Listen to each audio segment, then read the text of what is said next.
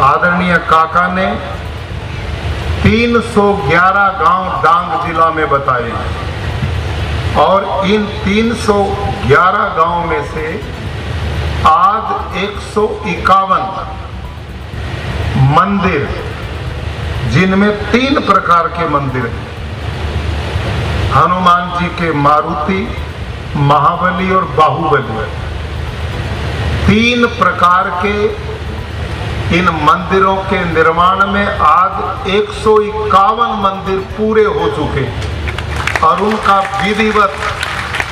लोगों को समर्पण हो रहा है। जी जे आज एक ऐतिहासिक दिवस अपना डांग जिला माटे छे, कारण के जे अपना SRK फाउंडेशन अपना गोविंदभाई ढोलकिया द्वारा